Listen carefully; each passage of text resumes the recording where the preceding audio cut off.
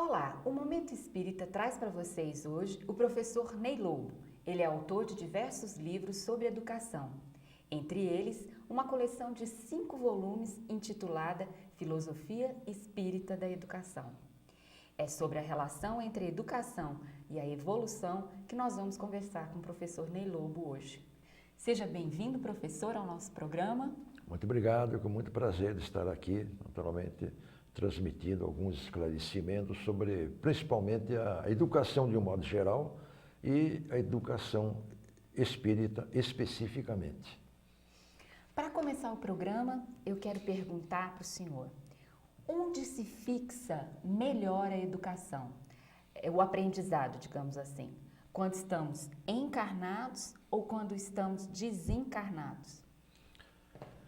A educação não sofre interrupções, tanto no desencarne quanto na encarnação.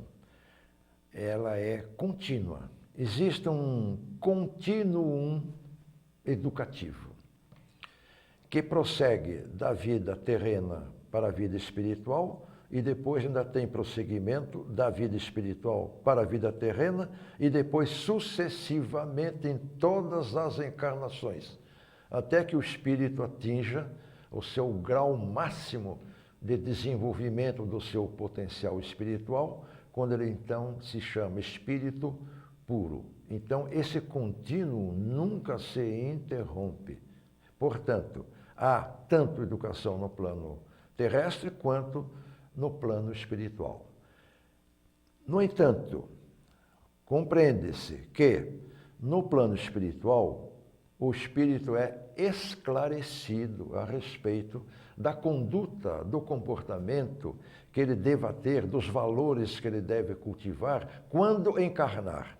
Então, no plano espiritual, a educação consiste em preparar o espírito para uma nova encarnação, quando é feito, então, um programa reencarnatório, que esse espírito que vai reencarnar, tanto pode tomar conhecimento como não.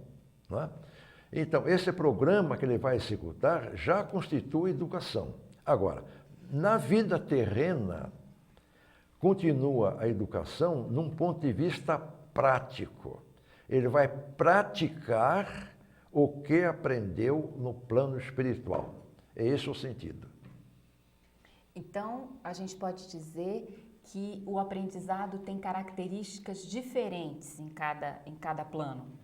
Tem características diferentes. Digamos assim, exagerando um pouco o princípio, que no plano espiritual há um conhecimento teórico e no plano terrestre existe um conhecimento prático, pela prática, pelos atos, pelas ações, pelo comportamento. Então, aqui na carne, né, na reencarnação, seria o local onde a gente fixa o aprendizado, onde a gente põe uma marca desse aprendizado no nosso espírito? É isso? Exatamente, exatamente. Porque o espírito só evolui pela atividade dele, porque é a atividade que desenvolve tanto a inteligência quanto a moralidade. Atos, ações que justamente repercutem diretamente no espírito.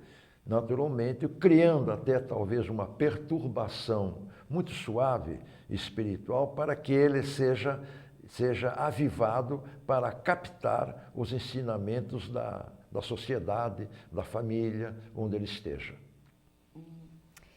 Bom, professor, na obra espírita está escrito: o homem foi criado simples e ignorante, né? E encaminhado para a sua evolução. Afinal, professor, o homem é bom ou é mau? Como ele é na sua essência? No ponto de vista filosófico, existem filósofos que acharam que o homem nasce pervertido.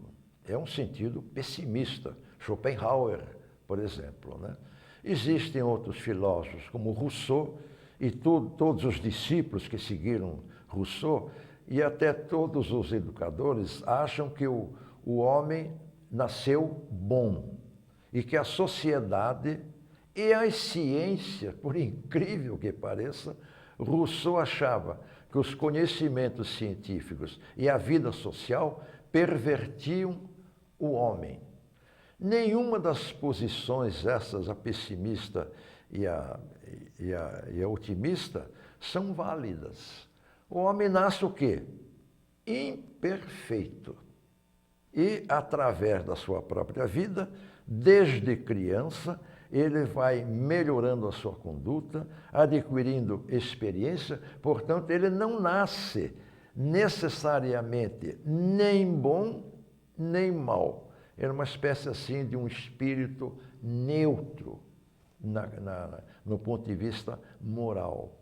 Mesmo porque esse espírito neutro, congenitamente neutro, muitas vezes prossegue como neutro durante toda a vida.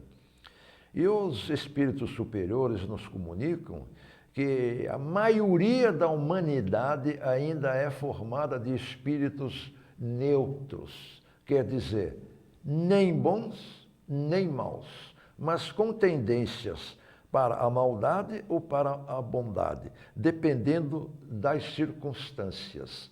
Então, esse espírito neutro somos nós. Graças a Deus, tenho dito eu que nós sejamos espíritos neutros, muito embora isso possa contundir as pessoas que ouvem esse esclarecimento. Porque se neutros somos, nós estamos numa posição de equilíbrio entre o bem e o mal. Eu até chamo os espíritos desse plano terreno de espíritos pêndulos. Espíritos que oscilam entre o bem e o mal, dependendo de quem o chama para o bem ou para o mal. Se nós somos atraídos para o bem, lá vamos praticar o bem. Se somos atraídos para o mal, lá vamos praticar o mal. Essa é a posição do espírito neutro. E sendo neutro, não há reações, não há resistência. Ele é plástico ao recebimento da educação, do que se ele fosse totalmente mal ou totalmente bem, o processo educativo não se efetivaria. Sendo neutro, oscilante, plástico, não é receptivo, a educação torna-se naturalmente muito mais eficiente. E aí, então, ele deixa a posição de espírito neutro, se for bem educado, para ser um espírito, talvez, iniciando um estágio de espírito superior. Só para ficar claro para os nossos telespectadores, eu gostaria que o senhor explicasse melhor o conceito de educação, que é diferente do conceito de instrução. Educação no sentido espírita da palavra, né? No sentido evolutivo da palavra. Olha, o sentido da educação até não é propriamente espírita, porque o termo educação vem do latim, educere. Educere. Tem a partícula inicial e o ducere, né? Ducere quer dizer educar. Ducere quer dizer conduzir, guiar. Assim nós vemos na língua italiana, duce é o chefe, é o que orienta, como foi Mussolini, né? E o é uma partícula negativa, quer dizer, tirar, com perdão do pleonasmo, não é? Tirar de dentro para fora. Essa conotação etimológica da palavra educação já define o que é educação. Quer dizer, é tirar de dentro do ser humano os valores, as perfeições espirituais que lá estão em estado potencial. Nós temos sementes de todas as perfeições, da caridade, da honestidade, da lealdade, da veracidade, da esperança, do perdão. Todos esses valores espirituais estão no âmago de nossa alma em estado potencial, de sementes que Deus depositou no fundo de nossa alma no próprio ato de criar o Espírito. Quando Ele criou o Espírito, pela sua total misericórdia, Ele colocou essas sementes no fundo de nossa alma para que nós, com a nossa vontade, com o nosso esforço, passemos a germinar essas sementes, desenvolvê-las para que elas se transformem em atos, quer dizer, conduta, comportamento. Educação se revela na conduta e no comportamento através dos atos.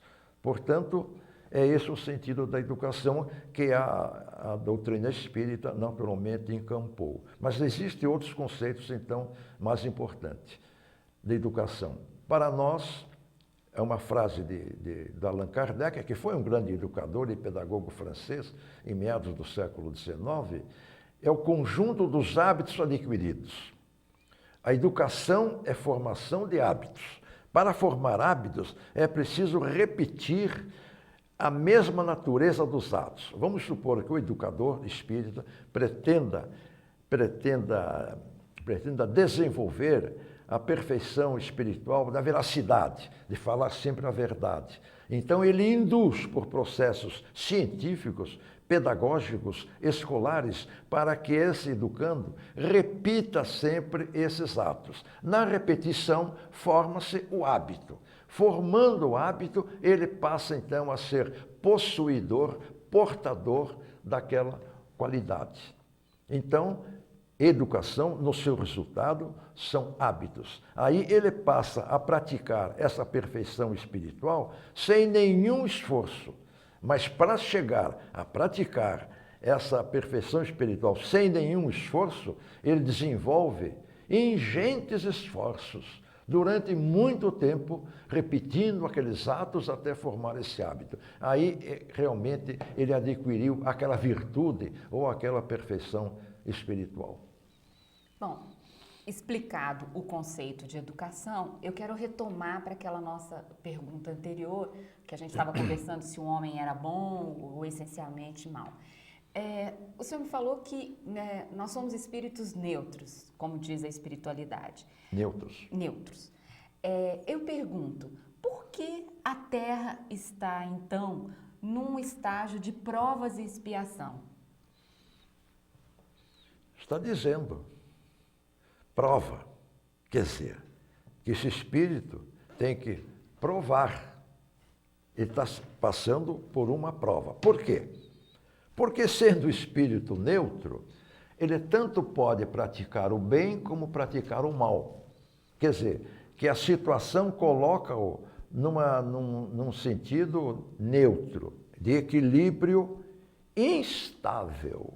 É um equilíbrio instável. Ele pode propender tanto para um lado quanto para outro. E compete a ele, então, provar, desenvolver a sua capacidade, o seu discernimento, a sua moralidade para praticar os atos bons. Isto é uma prova.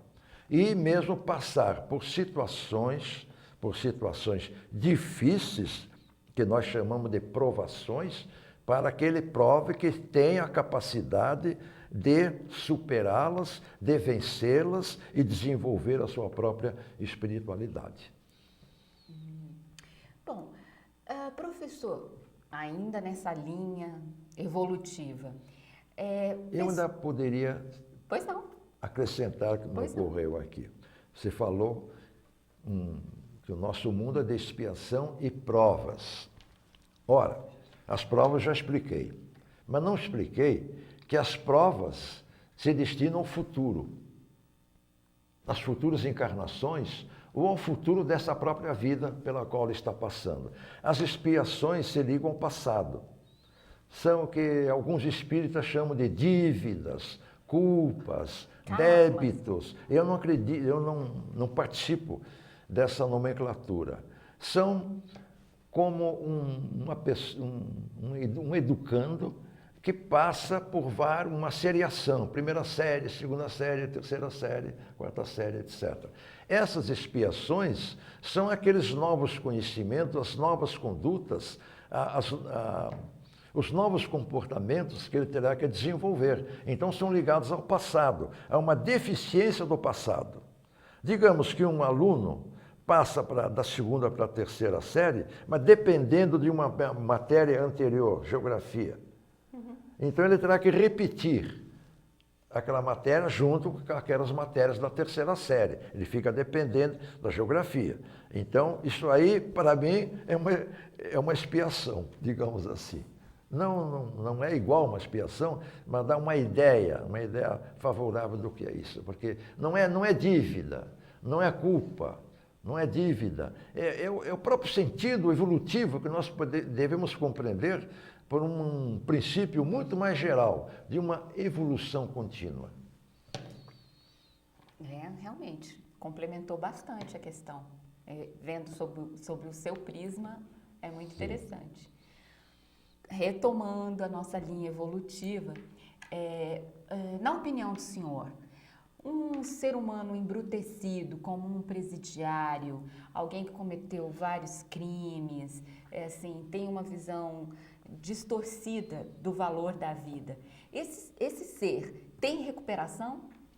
Evidentemente, seria uma impropriedade da misericórdia divina se um ser que ele criou não pudesse evoluir, não pudesse ser feliz. Deus criou os homens para, no final da sua evolução, ou durante ela, serem felizes, alegres, satisfeitos. O próprio presidiário, por pior que ele seja, ele é educável.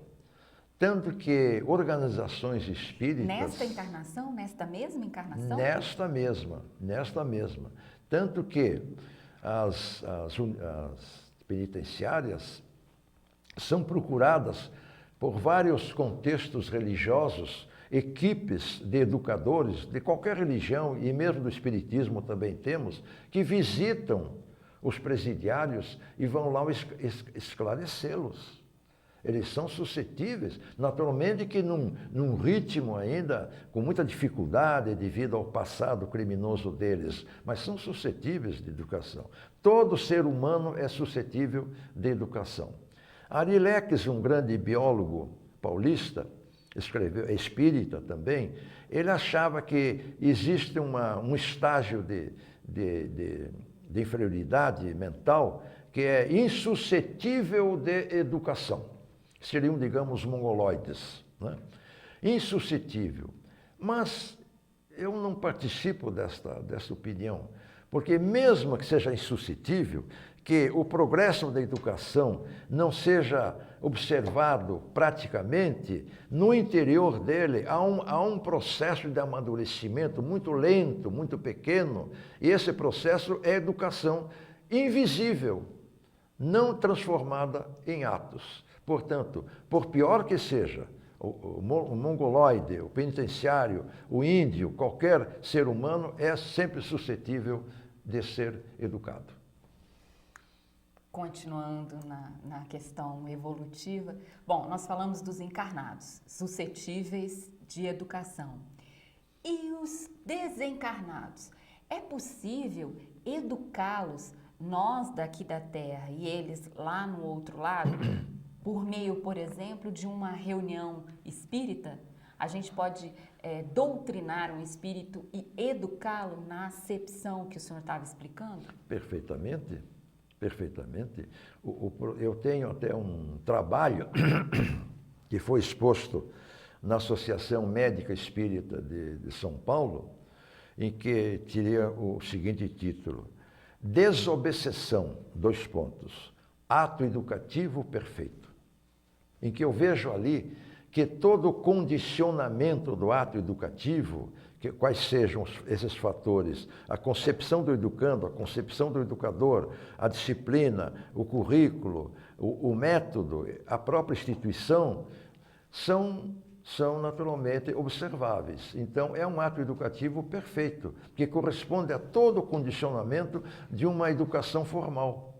Tem o educador, que é o doutrinador, tem o educando, que é o obsessor, há uma disciplina, porque ele não pode fazer tudo o que pretende. Há um currículo, o que deve naturalmente ser transmitido a ele, naturalmente são lições evangélicas, não é?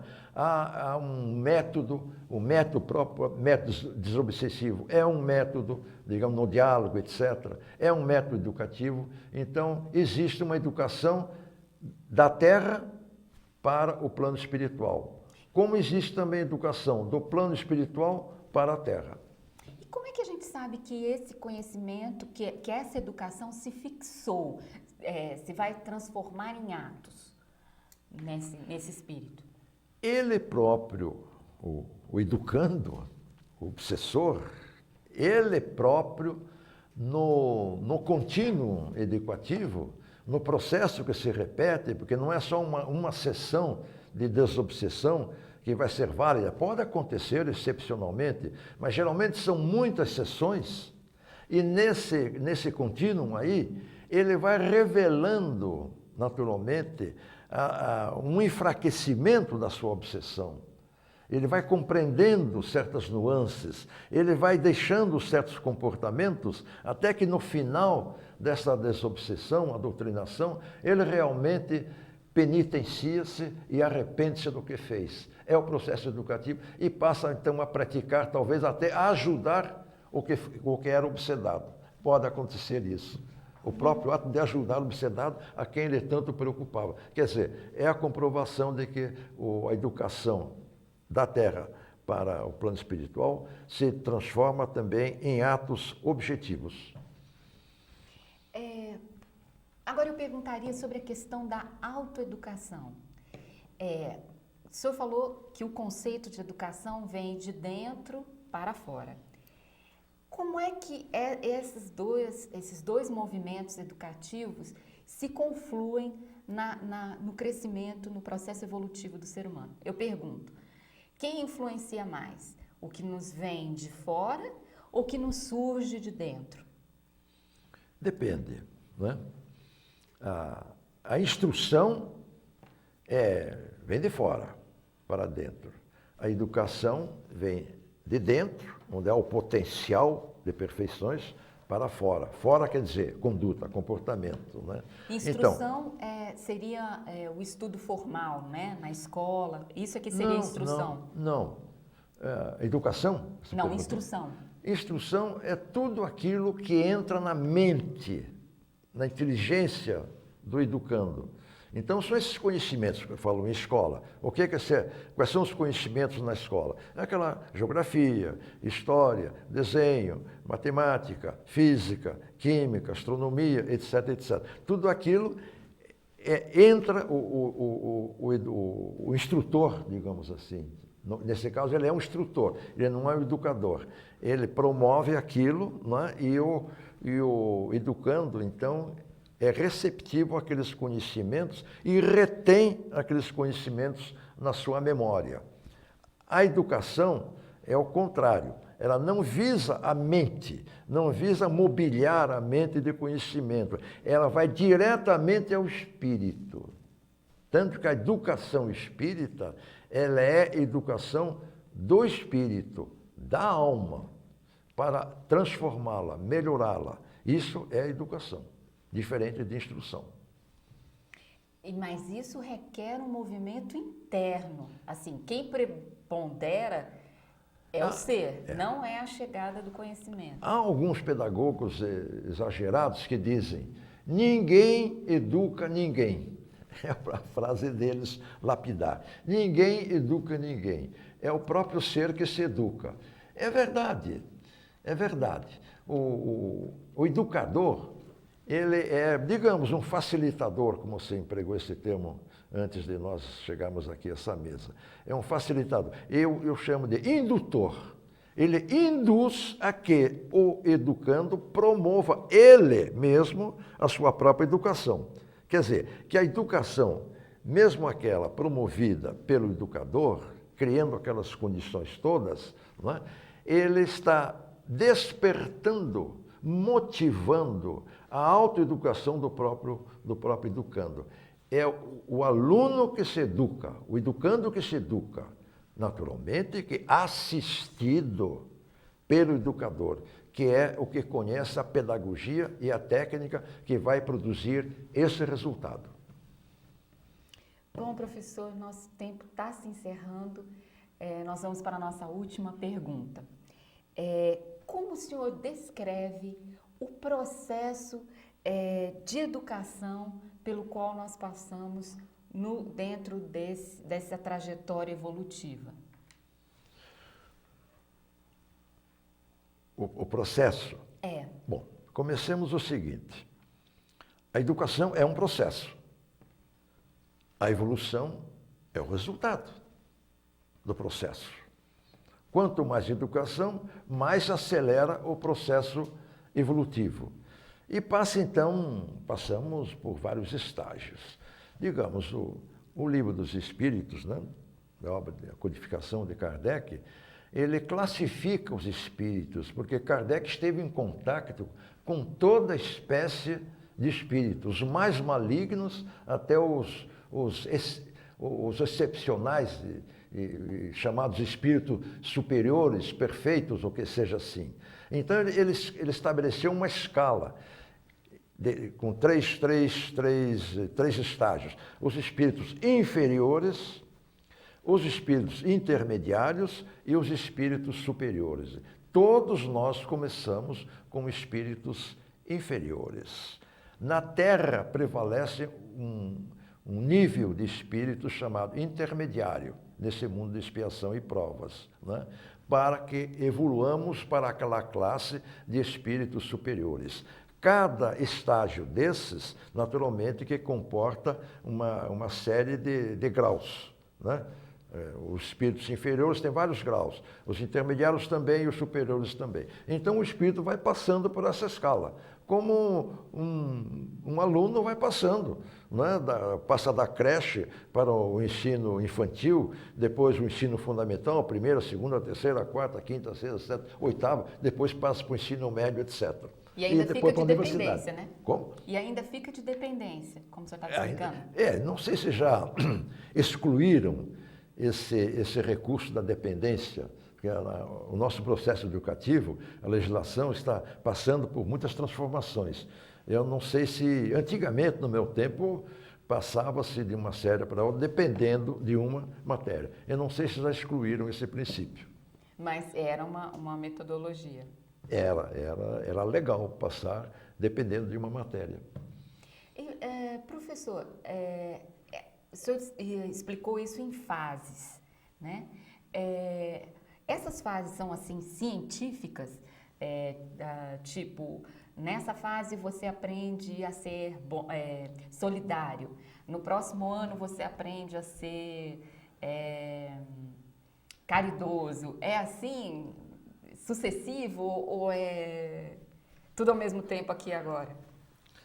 Eu estou criando, ainda estou estudando muito, um processo que eu chamo, uma pedagogia, que eu chamo de pedagogia da espiritualidade, para ir desenvolvendo aquilo que são, naturalmente, os princípios espirituais, que seriam a caridade, a humildade, a esperança, como eu já repeti aqui, né? Justiça, honestidade, lealdade, veracidade, etc, etc. Né? Muito bem. Acontece que nós podemos começar por qualquer dessas perfeições, né? Atuar sobre o educando, porque existe um princípio que eu chamo de solidariedade, um princípio de liderança. Há algumas perfeições que são líderes. O que quer dizer são líderes? Que uma vez desenvolvidas, elas arrastam todas as demais perfeições. Como, por exemplo? São a justiça. Quem é justo não pode ser desonesto, não pode ser desleal, não pode perder a esperança, não pode ser orgulhoso. Então, a justiça carrega todas as demais, né? Essa é uma ideia de Aristóteles. Imagina, 300 antes de Cristo, ele achava que a justiça era uma perfeição líder. Ele não empregou, quem está empregando essa expressão líder, etc., então sou eu. Ele não falou assim. Mas a ideia é dele. Muito bem. Mas surgido o cristianismo substituiu a justiça pela caridade. É a caridade que arrasta todas as demais. Não é? A caridade. Muito bem. Então, a caridade, vamos repetir o processo. Quem é caridoso pode ser desleal. Quem é caridoso pode ser desonesto. Quem é caridoso pode ser injusto. Pode perder a esperança? Pode ser orgulhoso? Não. Quem é caridoso é tudo isso. Naturalmente, com proporções diferentes. A mesma coisa para a justiça. Então, a gente não pode se preocupar de essa primeiro, aquela segunda, etc. Todos se desenvolvem igualmente ao mesmo tempo. Umas mais, outras menos. Professor Ney, muito obrigada pela sua presença no Momento Espírita. E nós convidamos você para o nosso próximo programa. Obrigada.